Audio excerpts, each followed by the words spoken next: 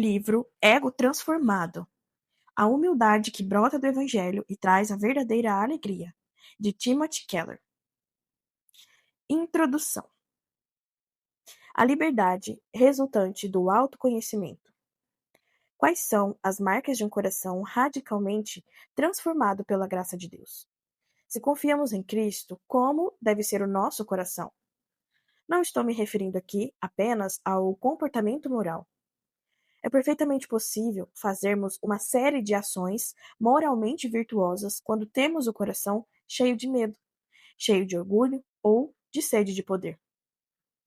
Tenho em vista corações que foram transformados na raiz pela graça de Deus e como isso se concretiza no dia a dia. Vamos nos concentrar em um trecho da primeira carta de Paulo aos Coríntios, capítulo 3, versículo 21. Portanto, ninguém se glorie nos homens, porque todas as coisas são vossas. Seja Paulo, seja Apolo, seja Cefás, seja o mundo, a vida, a morte, as coisas presentes, as futuras, todas as coisas são vossas. E vós sois de Cristo, e Cristo de Deus. Assim, os homens devem nos considerar servos de Cristo encarregados de mistérios de Deus. Além disso, o que se requer de pessoas assim, encarregadas, é que sejam encontradas fiéis. No entanto, pouco me importa se sou julgado por vós, ou por qualquer tribunal humano. De fato, nem eu julgo a mim mesmo, pois embora eu esteja consciente de que não há nada contra mim, nem por isso eu me justifico. Pois quem me julga é o Senhor. Portanto, nada julgueis antes do tempo, até que venha o Senhor, o qual não só trará à luz as coisas ocultas das trevas, mas também manifestará os motivos dos corações. Então, cada um receberá o seu reconhecimento da parte de Deus. Irmãos, apliquei essas coisas a mim e a Apolo, por causa de vós, para que aprendais, por nosso intermédio, a não ir além do que está escrito, de modo que nenhum de vós se encha de orgulho em favor de um contra o outro. Pois quem te faz diferença dos demais? E o que tens que não tenhas recebido? E se o recebestes, por que te orgulhas como se não o tivesse recebido? Havia uma divisão em toda a igreja de Corinto, a qual fora fundada por Paulo. Mas, como percebemos nas referências a Apolo e a Cefás, outros evangelistas estiveram mais tarde na cidade. Consequentemente, diferentes pessoas desenvolveram vínculos com diferentes ministros de projeção. Assim, um membro da igreja havia sido guiado e discipulado por Paulo, e outro havia sido discipulado e nomeado como líder por Apolo, também um grande mestre, e assim por diante. Em vez de os coríntios se alegrarem por se relacionar com Paulo ou com Apolo, agora se valem desses relacionamentos como trampolim para um jogo de poder. Surgiram facções, e essas divisões fragmentaram a igreja. Um reivindica o direito de ser líder, porque foi discipulado por Paulo, o apóstolo por excelência, e outro por ser amigo íntimo de outro mestre importante, e assim por diante. Nessa passagem, Paulo mostra que a causa da divisão é o orgulho e a vanglória. Esse é o motivo dos desentendimentos, da falta de paz no mundo e das inimizades entre as pessoas. Mas observe, o versículo 21 já começa advertindo: ninguém se glorie. E o texto de 4:7 traz a pergunta: por que te orgulhas? Observe o versículo 6, especialmente na advertência para que ninguém se encha de orgulho em favor de um contra o outro. Nada de orgulho, nada de vanglória, diz Paulo. Desse modo, a qualidade que buscamos é a humildade. E isso nos leva a um tema bastante interessante, que é o da autoestima. Até o século XX, as culturas tradicionais, assim como a maioria das culturas do mundo, sempre acreditaram que a autoestima elevada demais era a causa de todos os males da sociedade. O que provoca a maior parte dos crimes e da violência?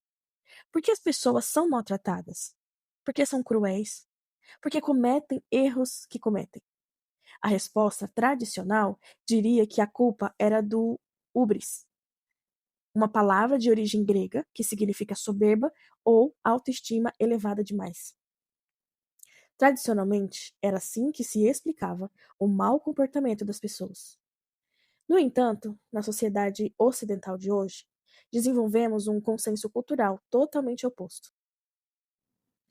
A base da educação contemporânea, a maneira de tratarmos os encarcerados, o fundamento da maior parte da legislação moderna e o ponto de partida do aconselhamento de hoje são exatamente o oposto do consenso tradicional. A crença hoje, que lança raízes profundas em tudo o que existe, é de que as pessoas agem mal por falta de autoestima e por terem uma valorização muito baixa de si mesmo. Por exemplo, a razão pela qual o marido espanca a mulher e algumas pessoas se tornam criminosas seria o fato de que essas pessoas têm uma valorização muito baixa em si mesmas. Antigamente, pensava-se que o motivo era a autovalorização muito elevada e o excesso de autoestima. Hoje, acredita-se que esse tipo de comportamento resulta da autoestima em doses abaixo do necessário. Há alguns anos, o New York Times publicou um artigo da psicóloga Laura Stiller chamado The Trouble Why Self-Esteem, ou seja, o problema da autoestima. Não era um artigo inovador nem totalmente inesperado. Lauren simplificou o relato que os especialistas sabiam há muito tempo. O importante, ela afirma, é que nada comprova que a autoestima negativa seja um grande problema na sociedade. Lauren cita 3 pesquisas recentes sobre autoestima e todas chegaram a essa conclusão. Como ela mesma disse, as pessoas com autoestima elevada são mais perigosas que aquelas que as rodeiam do que as pessoas com baixa autoestima.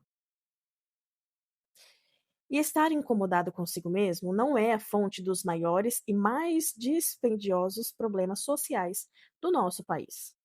Seria bem interessante explicar como isso acontece, porque acontece e assim por diante. Mas, por enquanto, vamos concordar com Staller quando ela diz que precisamos de muitos anos para aceitar este fato.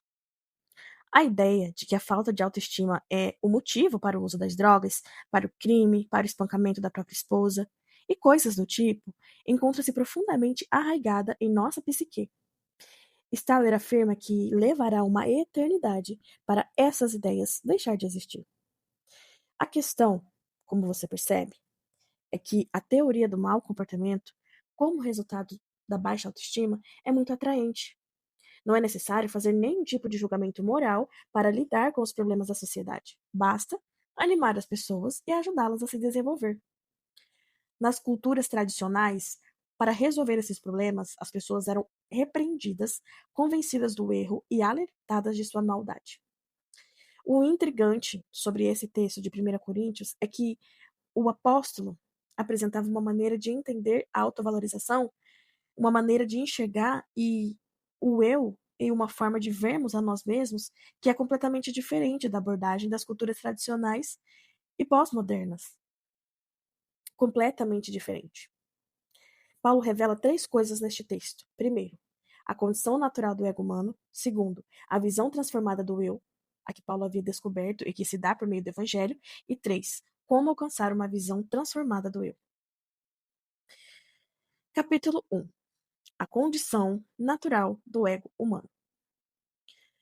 Antes de prosseguir, te peço que se inscreva nesse canal se você ainda não for inscrito. Deixe o seu like e o seu comentário para me ajudar e ative o sininho das notificações para receber todos os capítulos assim que for postado. Vamos lá? Capítulo 1. A condição natural do ego humano. Em 1 Coríntios 4,6, Paulo exorta os cristãos de Corinto a não se orgulharem de uma pessoa em detrimento de outra. Até aqui, nenhuma novidade, podemos pensar. É claro que o orgulho é um comportamento inaceitável. Todavia, é importante saber que aqui, Paulo não emprega a palavra hubris, o termo mais comum para orgulho, mas ele emprega a palavra psió, uma palavra incomum. Paulo emprega nesta passagem, depois 5 outras vezes em 1 Coríntios e uma vez em Colossenses 2. Depois, não a encontramos em nenhum outro versículo da Bíblia, uma vez que ela é usada somente por Paulo. Muitos comentaristas já chegaram à conclusão de que se trata de um tema específico de Paulo. Ao usar a palavra psió, Paulo está tentando ensinar aos cristãos de Corinto algo especial sobre o ego humano. A palavra que ele emprega para o orgulho tem o sentido literal de superinflado, inchado, distendido, além do tamanho normal. Está relacionada ao termo fole, que é uma palavra bastante sugestiva. Lembra a imagem dolorosa de um órgão humano distendendo após receber uma enorme quantidade de ar. Foi-lhe bombeado tanto ar que o órgão está superinflando.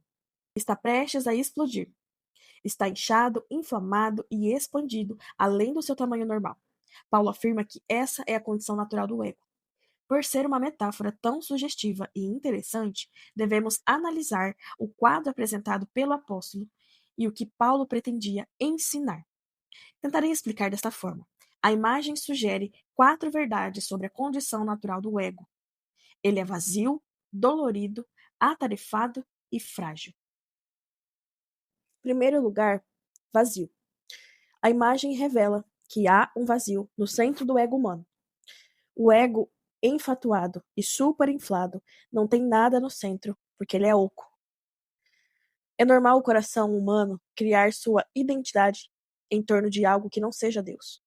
Orgulho espiritual é a ilusão de que temos competência sem Deus para conduzir a vida, desenvolver nosso próprio senso de valor pessoal e descobrir um propósito grande o bastante para dar sentido à vida. O ego humano natural é fundamentado em algo além de Deus. O ego busca algo que lhe dê senso de valor, singularidade e propósito, e nisso ele se apoia.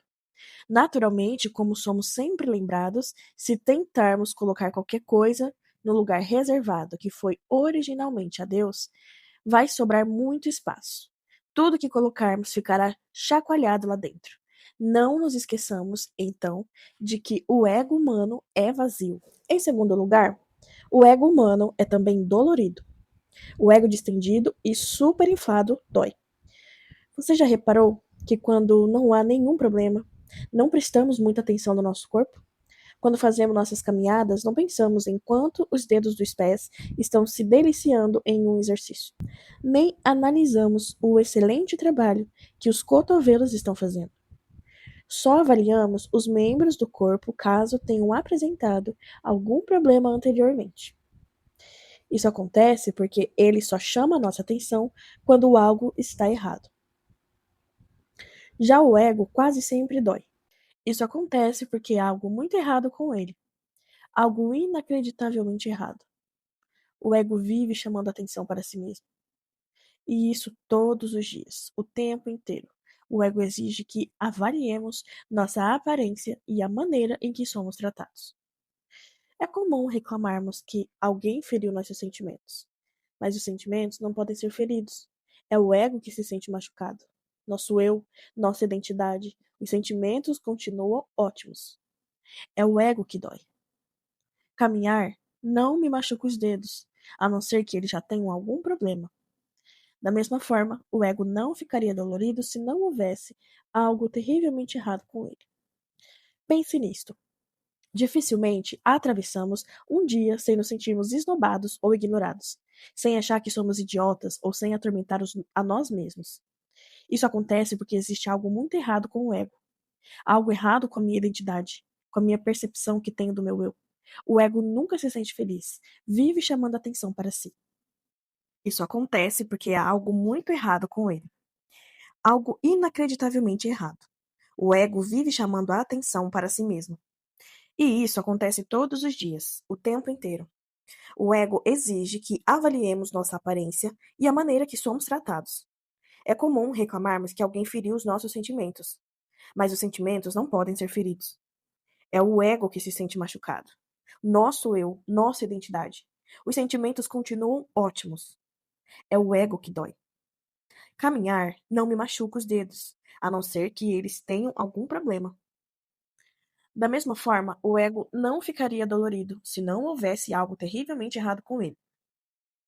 Pense nisto. Dificilmente atravessamos um dia sem nos sentirmos esnobados ou ignorados. sem achar que somos idiotas ou sem atormentar a nós mesmos. Isso acontece porque existe algo muito errado com o ego, algo errado com a minha identidade, com a minha percepção que eu tenho do meu eu. O ego nunca se sente feliz. Ele vive chamando atenção para si. Assim, em primeiro lugar, o ego é vazio. Em segundo lugar, porque se assemelha a um estômago dilatado, ele dói. E em terceiro lugar, o ego é incrivelmente atarefado, ou seja, faz de tudo para ser notado. Vive ocupado tentando preencher o vazio e é incansável, sobretudo, em duas tarefas: a comparação e a vanglória. Notamos as duas cartas em 1 Coríntios. Observe que a frase não termina com a palavra orgulho. Paulo não diz: nenhum de vós se encha de orgulho e ponto final. Não, ele diz: nenhum de vós se encha de orgulho em favor de um contra o outro. Essa é a própria essência do que significa ter um ego humano normal. Na tentativa de preencher o vazio e lidar com seu desconforto, o ego vive se comparando com outras pessoas. E ele faz isso o tempo todo. No livro Cristianismo, de C.S. Lewis, ele escreveu um capítulo notável sobre o orgulho. Nele, Lewis ressalta que o orgulho é competitivo por definição. Competitividade é o que se acha no âmago do orgulho. O orgulho não se satisfaz em ter uma coisa, mas em tê-la em quantidade maior do que os outros. Dizemos que as pessoas se orgulham de ser ricas, de ser espertas, bonitas, mas isso não é verdade. Elas têm orgulho de serem mais ricas, mais espertas e mais bonitas que os outros. Se todos fossem igualmente ricos, inteligentes ou bonitos, não existiria motivo de orgulho.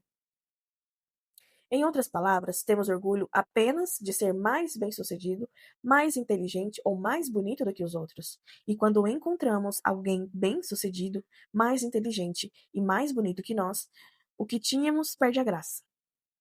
Isso acontece porque não tínhamos alegria verdadeira nessas coisas. Nós tínhamos orgulho apenas delas. Como Liu afirma, o orgulho é o prazer de ter mais do que o outro. É o prazer de se sentir melhor do que o outro. A cobiça sexual de um homem pode levar ele a se deitar com uma mulher linda. Ele o faz porque a deseja. O orgulho leva um homem a se deitar com uma mulher linda somente com o intuito de provar que é capaz, mais capaz do que os outros. O orgulho destrói sua capacidade de ter prazer verdadeiro com a mulher. Quando eu era menino, minha mãe vivia me dizendo coisas assim: Ei, querido, você precisa entrar para o clube de xadrez. E eu respondia: Mãe, eu detesto xadrez.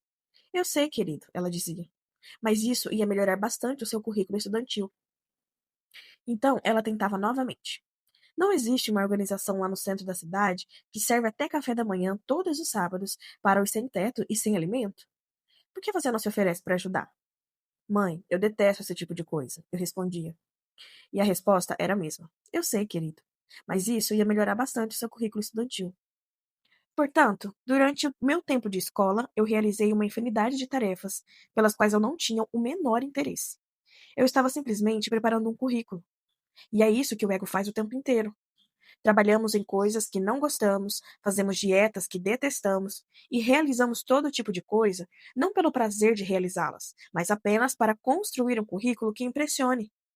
Quando nos comparamos com os outros e tentamos nos sobressair, estamos nos vangloriando. E com isso, nós tentamos ser melhores e desenvolver um currículo que aumente nossa autoestima, uma vez que estamos desesperados por compensar o nosso sentimento de importância e vazio. O ego vive ocupado, ocupadíssimo o tempo inteiro. Por fim, assim como é vazio, dolorido e atarefado, o ego também é frágil. Isso acontece porque qualquer coisa superinflada corre perigo iminente de estourar. É como uma bexiga que alguém soprou demais e a deixou muito cheia.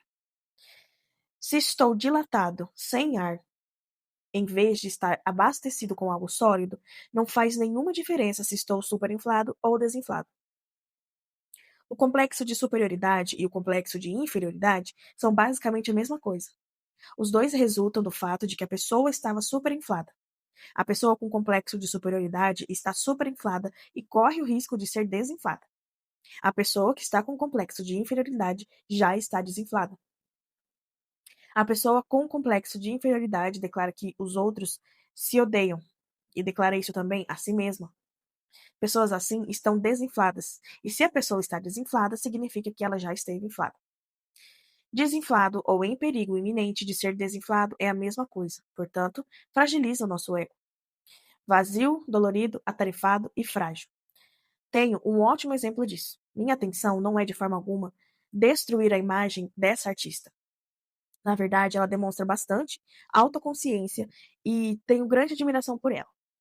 Um trecho da entrevista que a Van Gogh fez com Madonna, há algum tempo atrás, em que a cantora falou de sua carreira, exemplifica perfeitamente o que eu estou querendo dizer. Ela disse: "O que me impulsiona na vida é o medo de ser medíocre. Esse medo é o que sempre me impede. Venço um de seus ataques e descubro-me como ser humano especial, mas logo continuo me sentindo medíocre e desinteressante, a menos que faça outra coisa espetacular. Apesar de ter me tornado alguém, ainda tenho que provar que sou alguém. Minha luta não terminou e acho que nunca terminará." Temos que admitir uma coisa: Madonna conhece a si mesma mais do que nós conhecemos. Sempre que ela realiza algo, ela pensa assim: agora eu tenho a confirmação de que eu sou alguém. Mas no dia seguinte percebo que se não continuar avançando, não sou ninguém. Meu ego nunca fica satisfeito. Minha autoestima, meu amor próprio, minha necessidade de saber quem sou, nada disso é preenchido. Quando as pessoas falam bem de mim, e as revistas e os jornais me elogiam, acham que cheguei lá. Mas no dia seguinte tenho que procurar essa aprovação de novo em outras coisas. Mas por quê? Porque meu ego é insaciável. É um buraco negro. Por mais que eu estabeleça a despensa, ela está sempre vazia. Todas as manhãs reponho vários itens, mas à noite está vazio. Eu me tornei alguém, mas ainda preciso ser alguém. Talvez achemos que Madonna é neurótica. Na verdade, o seu autoconhecimento está à frente da maioria de nós. Esse é o estado natural do ser humano. É disso que Paulo está falando em Coríntios. Todas essas pessoas que brigam por causa dele e reivindicam um relacionamento especial com ele só estão exibindo uma tremenda dose de orgulho. São incapazes de se deitar simplesmente na amizade que têm com Paulo. Elas usam o relacionamento para afirmar que são mais importantes do que os outros membros da igreja. É desejo de Paulo que essas pessoas vejam a diferença que o evangelho faz e como esse evangelho transformou tudo para ele. Examine 1 Coríntios 4:3. Paulo mostra aos coríntios que o evangelho transformou seu senso de valor próprio, a maneira em que ele se considera a si próprio e a sua identidade. Agora, seu ego funciona de um jeito totalmente diferente. Capítulo 2. A visão transformada do eu. Vejamos o que Paulo diz em 1 Coríntios 4:1. O apóstolo lembra que os cristãos de Corinto, que ele é ministro de Deus e tem um trabalho a realizar. Logo a seguir, porém, explica que, em relação a esse papel, pouco importa se ele é julgado por eles ou pelo tribunal humano. A palavra traduzida para julgado tem o mesmo significado de ser salvo de um veredicto. Como vimos no capítulo anterior, Madonna anseia por um veredicto ou um selo de aprovação ilusório. Paulo não busca nos coríntios, nem em nenhum tribunal humano, o veredito para que ele se sinta que é alguém. Paulo está dizendo aos coríntios que não se importa com o que pensam dele, não leva em consideração que as pessoas, sejam elas quem forem, acharem dele. Na verdade, a identidade dele não deve nada ao que as pessoas dizem. É como se ele dissesse: não me importa o que vocês pensam, não me interessa a opinião de vocês. A autovalorização de Paulo, a sua autoconsideração, a sua identidade não estão de forma alguma ligadas ao veredito e à apreciação que as pessoas têm dele. A identidade de Paulo pode estar presa à opinião alheia? Não. Mas e quanto a nós? Como alcançamos esse estágio de não sermos controlados pela opinião dos outros? Muitas pessoas diriam que a resposta é óbvia. Praticamente todos os conselheiros que eu conheço afirmaram que não devemos levar em consideração o que os outros pensam sobre nós. Diria que não devemos viver segundo a vontade dos outros. Segundo o padrão das pessoas, não devem nos influenciar. Não devemos valorizar demais o que as pessoas pensam a nosso respeito. O que realmente interessa é o que eu penso sobre mim. Não tenho que seguir as normas dos outros. O que interessa de fato são os meus valores, aqueles que eu mesmo determino. Em suma, eis os que diriam: decida quem você quer ser e seja, pois o que realmente interessa é como você se enxerga.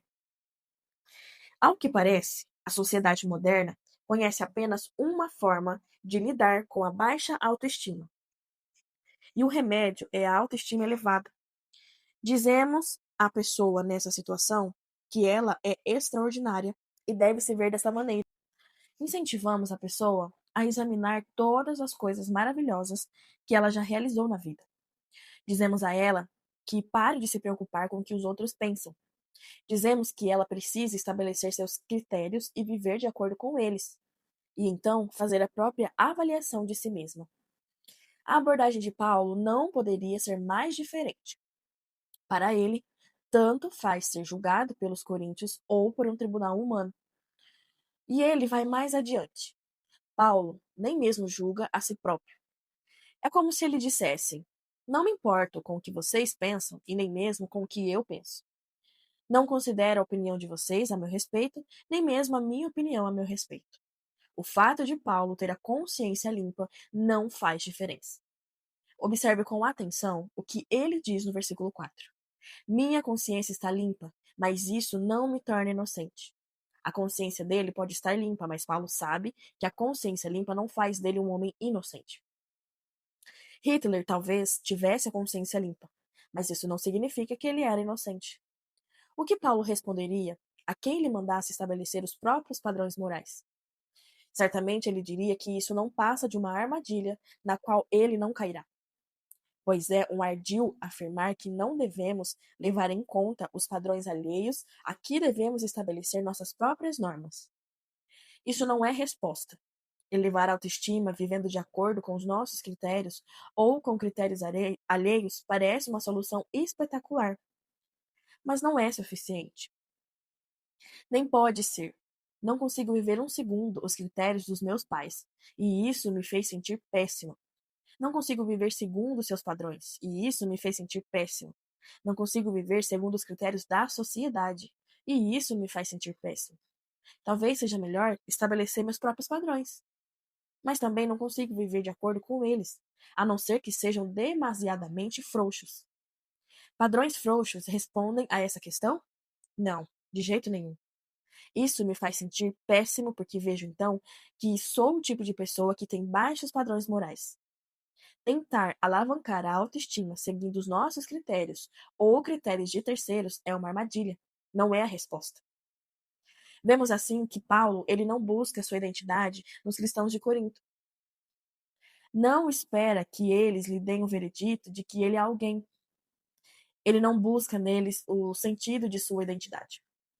Também não busca em si mesmo.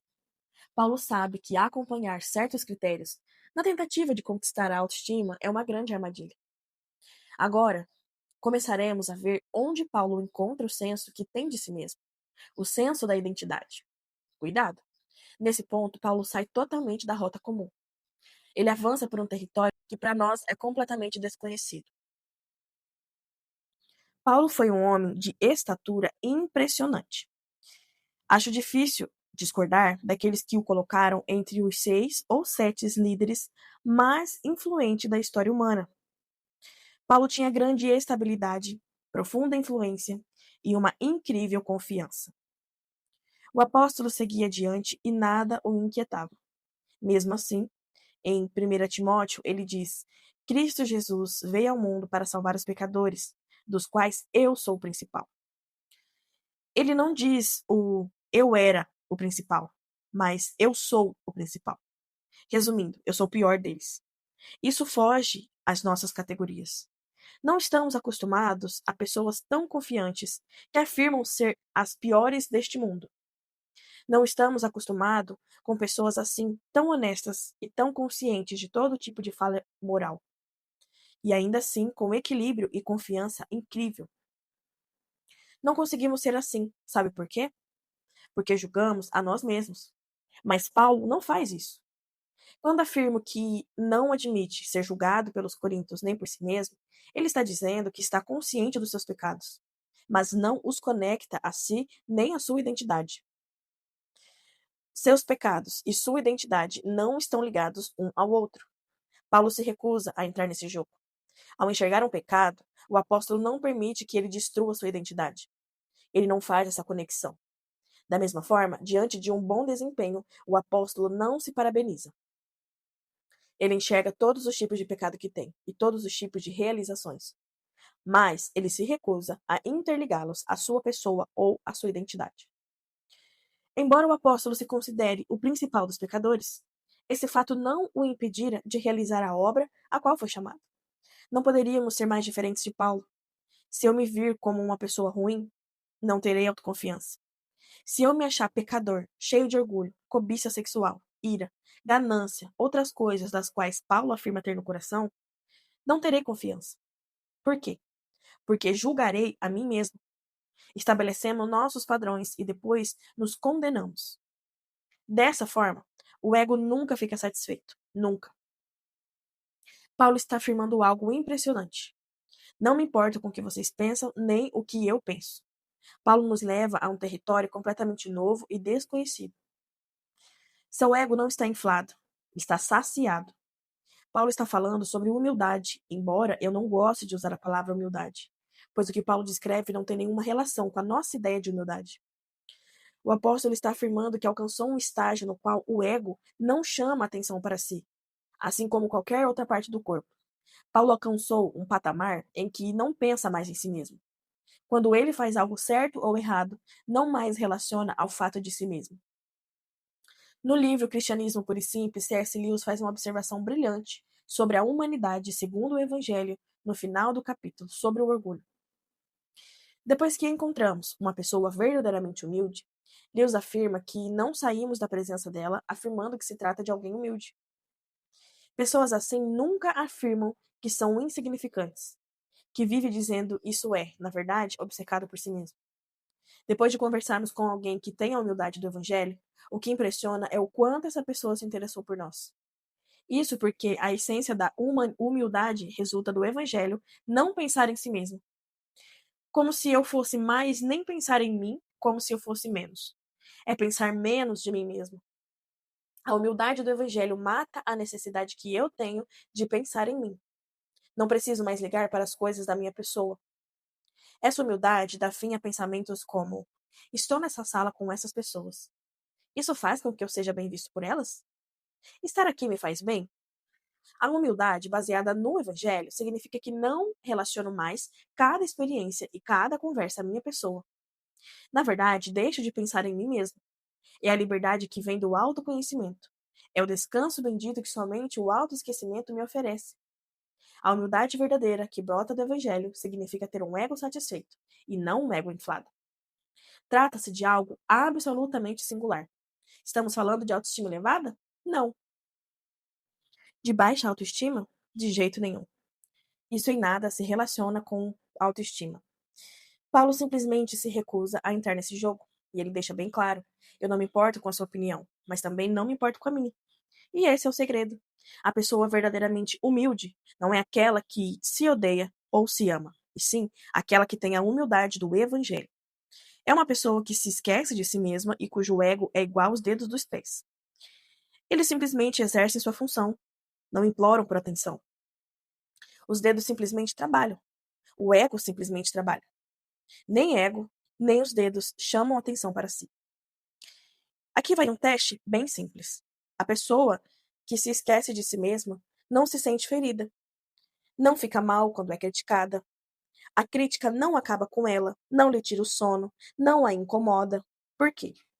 Porque a pessoa que se sente arrasada com as críticas valoriza demais o que os outros pensam. Valoriza demais a opinião alheia.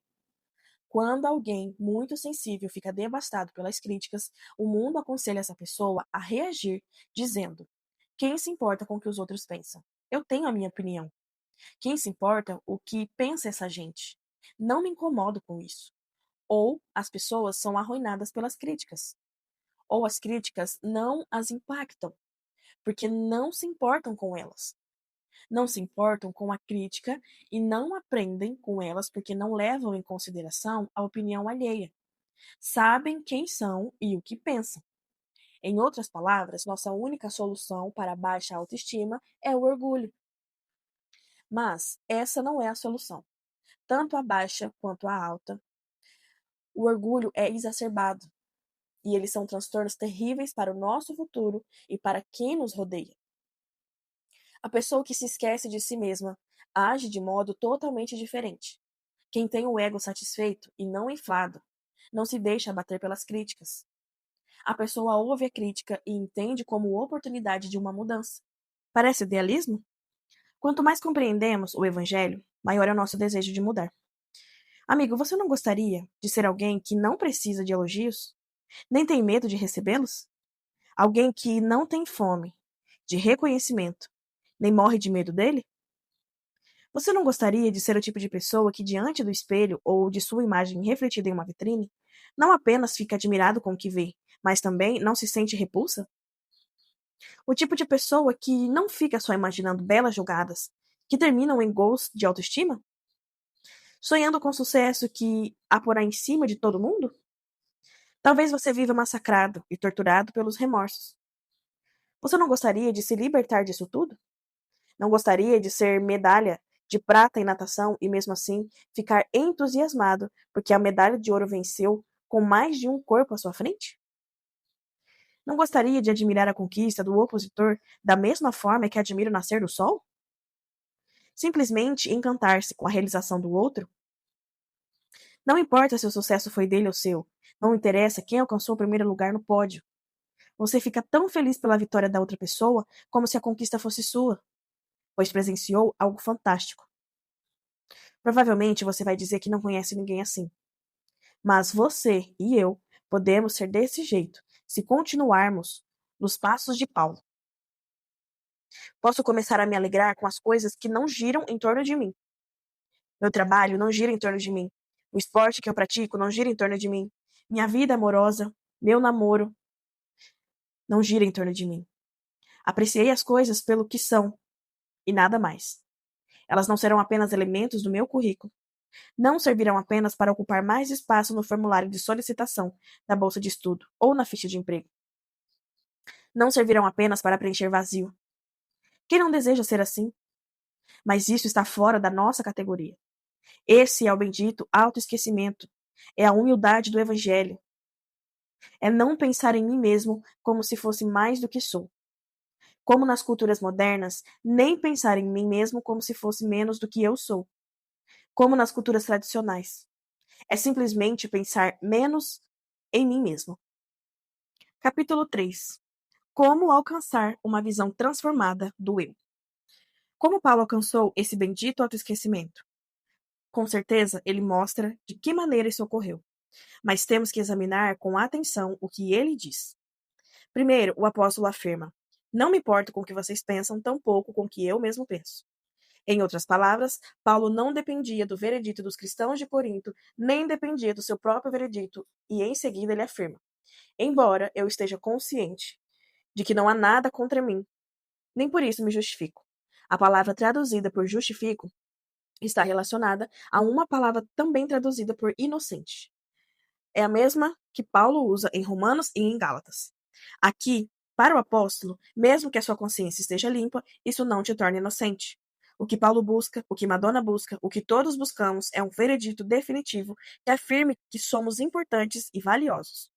Buscamos esse veredito definitivo todos os dias, em todas as situações e pessoas ao redor. Isso significa que todos os dias estamos sob julgamento. Todos os dias nos colocamos de novo em um tribunal. Mas Deus notou que Paulo afirma não se preocupar com o que os coríntios pensam dele, ou com o que qualquer tribunal humano pense a seu respeito. É estranho que ele se refira a tribunais, afinal, os coríntios não formavam um tribunal.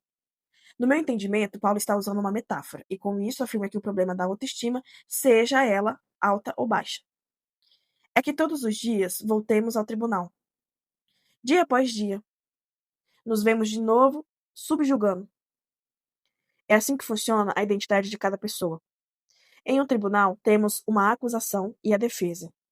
E tudo o que fazemos serve de prova para a acusação e para a defesa. Em alguns dias, sentimos que estamos vencendo o julgamento. Em outros, o que estamos perdendo? No entanto, Paulo conta que descobriu o segredo. O julgamento dele já acabou. está encerrado. Ele já deixou o tribunal. O processo foi concluído, porque o veredito definitivo foi anunciado. Como isso acontece? Paulo explica de maneira simples, e ele sabe que ninguém poderá justificá-lo. Ele sabe que nem mesmo ele pode se inocentar. E o que ele afirma então? Afirma que é o Senhor quem o julga. A opinião de Deus é a única que interessa. Você já notou que é somente no Evangelho de Jesus Cristo que o veredito é dado antes de desempenharmos nossas ações? O ateísta pode dizer que sua autoimagem advém de ele ser uma pessoa correta. Ele é uma pessoa correta e espera um dia receber o veredicto que confirme isso. Seu bom desempenho leva a esse veredito. Também para o budista, o bom desempenho conduz a um veredito. Se você é muçulmano, o bom desempenho leva a um veredito. Isso significa que todo dia você vê o tribunal, todo dia você está sob julgamento. E esse é o problema. Mas Paulo está dizendo que no cristianismo, o veredito é que leva ao desempenho. Não é o desempenho que leva ao veredito. No cristianismo, no momento em que cremos, Deus afirma: Este é meu filho amado, de quem me agrado. Vejamos também Romanos 8:1, que diz: Portanto, agora já não há condenação alguma para os que estão em Cristo Jesus.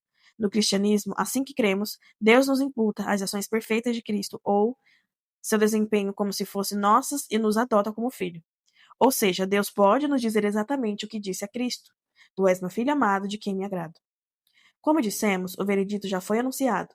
E agora meu desempenho, minhas ações se dão com base no veredito.